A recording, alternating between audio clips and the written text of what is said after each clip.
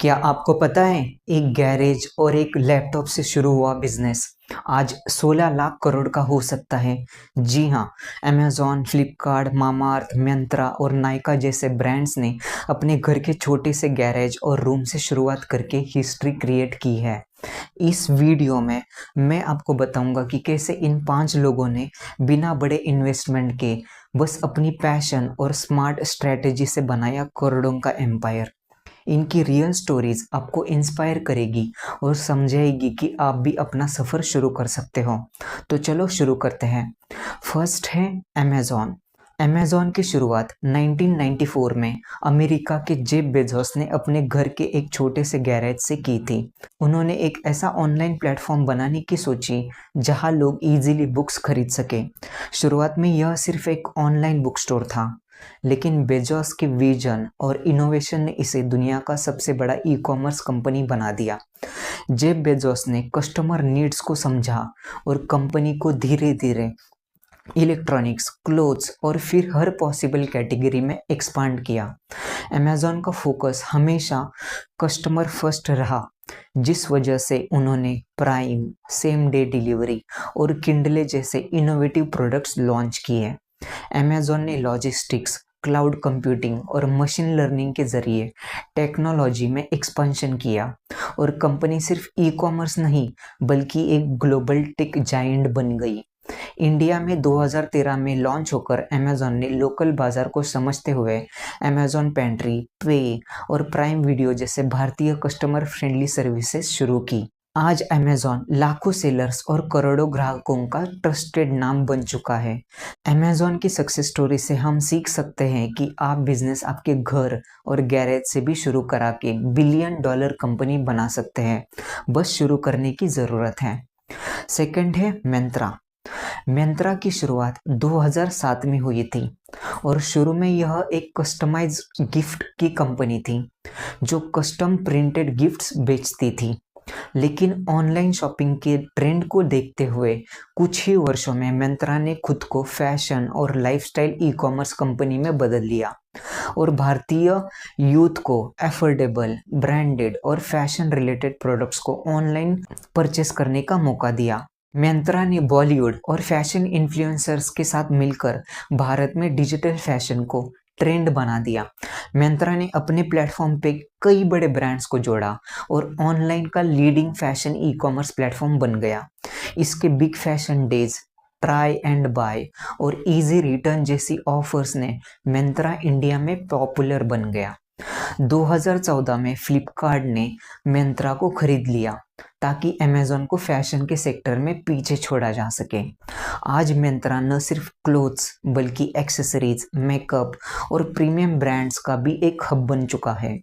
मिंत्रा की सफलता हमें बताती है कि कैसे फैशन और टेक्नोलॉजी को जोड़कर एक मजबूत यूथ सेंट्रिक ब्रांड बनाया जा सकता है। थर्ड है फ्लिपकार्ट।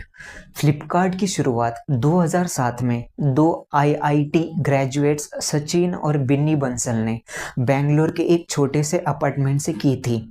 अमेज़न की तरह इन्होंने भी बुक्स सेल करके शुरुआत की और इन्होंने पहले ऑर्डर की डिलीवरी खुद ही की थी। बाद में इंडियन मार्केट को समझते हुए फ्लिपकार्ट ने जल्द ही मोबाइल्स, क्लोथ्स और अन्य कैटेगरीज में अपना एक्सपेंशन किया। कैश ऑन डिलीवरी और इजी रिटर्न पॉलिसी जैसे लोकल फीचर्स की वजह से फ्लिपकार्ट इंडियन कस्टमर्स में बेहद पॉपुलर बन गया। फ्लिपकार्ट ने इंडिया के हजारों छोटे बड़े दुकानदारों को और सेलर्स को ऑनलाइन बिजनेस का प्लेटफॉर्म दिया। 2018 में वॉलमार्ट ने फ्लिपकार्ट को $16 बिलियन में खरीदकर इसे दुनिया की सबसे बड़ी ई कॉमर्स डील बना दिया। आज फ्लिपकार्ट भारत में अमेज़न का सबसे बड़ा कॉम्पिटिटर है और इसकी सफलता इस बात का सबूत है कि सही एग्जीक्यूशन और इंडियन मार्केट की समझ से आप इंटरनेशनल ब्रांड को भी टक्कर दे सकते हो। फोर्थ है मामाअर्थ। मामाअर्थ की शुरुआत 2016 में एक पति पत्नी की जोड़ी गजल और वरुण अलग ने की थी। जब उन्हें अपने बच्चे के लिए सेफ और टॉक्सिन फ्री प्रोडक्ट्स की तलाश थी, तब इन्हें रियलाइज हुआ कि भारतीय मार्केट में केमिकल फ्री, नेचुरल और सर्टिफाइड बेबी प्रोडक्ट्स की बहुत कमी है। इसी जरूरत को समझते हुए गजल और वरुण अलग ने मामाअर्थ लॉन्च किया। मामाअर्थ ने ट्रांसपेरेंसी, टॉक्सिन फ्री प्रॉमिस और कंटेंट ड्राइवन मार्केटिंग की वजह से इंडियन पेरेंट्स के बीच बहुत तेजी से पॉपुलर बन गया।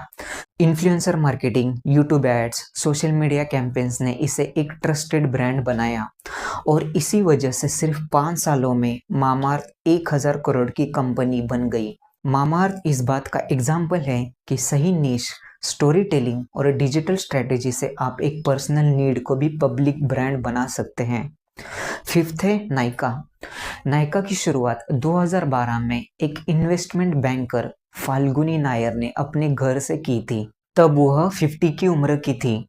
उन्होंने महसूस किया कि भारत में ब्यूटी और कॉस्मेटिक प्रोडक्ट्स के लिए एक भरोसेमंद ऑनलाइन प्लेटफॉर्म की कमी है।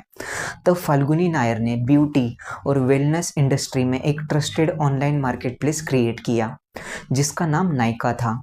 नायका ने शुरू से ही ब्रांडेड और ऑथेंटिक प्रोडक्ट्स को महिलाओं तक डिलीवर कराने का भरोसा दिया और धीरे धीरे इंडिया की ब्यूटी इंडस्ट्री में क्रांति ला दी।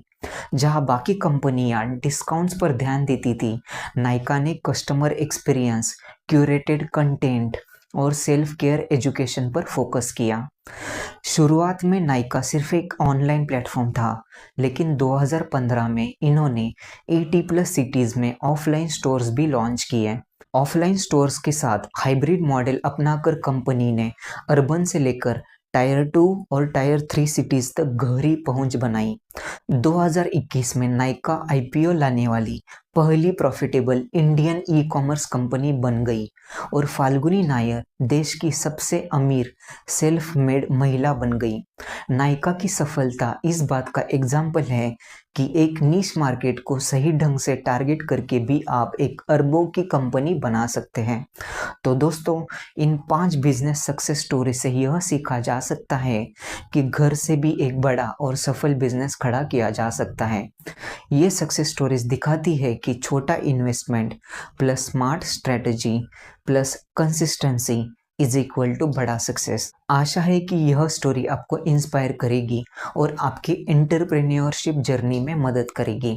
और आप कमेंट करके बताएं कि आपको कौन सा बिजनेस आइडिया सबसे ज़्यादा पसंद आया। अगर आपके पास कोई आइडिया है तो बस शुरुआत करो। आई होप आपको वीडियो पसंद आया होगा। कुछ डाउट्स है तो आप कमेंट में पूछ सकते हैं और इंस्टाग्राम पर भी डीएम कर सकते हैं। मिलते हैं नेक्स्ट वीडियो में। जय हिंद।